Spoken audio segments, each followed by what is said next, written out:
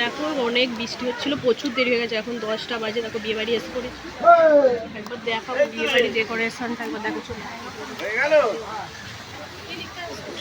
চলে এসো জায়গাটা তুমি যে যাবে না, চলো একবার দেখিয়ে দাও।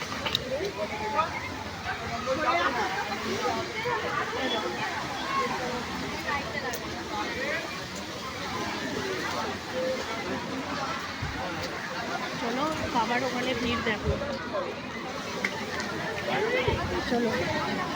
তো দেখো আমরা তো রাত্রির হয়ে গেছে, প্রচুর চলেই এসছি, কারণ এখন তো প্রায় দিনই ঝড় বৃষ্টি হচ্ছে, দেরি হয়ে গেছে। আর আমরা যেহেতু অনেকটাই দূরে ছিল বিয়েবাড়িটা, তাই ওখানকার কাছে যারা ছিল সবাই চলে গেছে, যেহেতু অনেক ভিড় লেগে গেছে।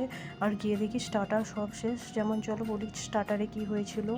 মোমো, চিকেন পকোড়া, ফুচকা ছিল, আর মকটেল একটা কাউন্টার বসেছিল, আর আইসক্রিম ছিল, পান ছিল। মোমো মানে তখনও সিদ্ধ হচ্ছে, ওই জন্য আমরা কী করলাম, খেতে বসে পড়েছিলাম। এই দেখো আমরা খেতে বসেছিলাম, একটা কুচকি বসেছিল, সে তো কী কান্না করছে। এই বাচ্চাদের নিয়ে তো খেতেই অসুবিধা হয় মায়েদের, ও এত কান্না করছে, ওকে মেনু কার্ডটা দিতে হবে। তাই দেখো মেনু কার্ডটা দিয়ে গেল, কাটলেট দিয়ে গেল, দেখো খেতে আরম্ভ করে দিয়েছে বর। দেখো আমি এই বসছি, প্রথমেই তো কাটলেট দিয়ে দিল, তারপর এসেছিলো রুমালি রুটি আর কিমা তড়কা।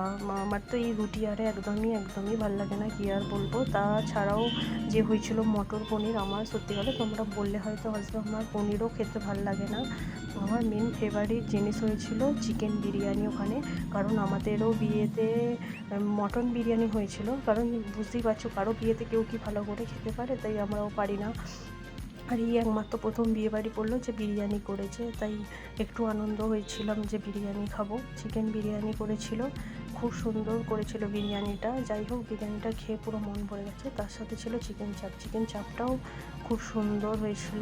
মানে আমি তো এই রুটি একদম পছন্দ করি না, তাই বিরিয়ানি খেয়েই পেটটা ভরালাম।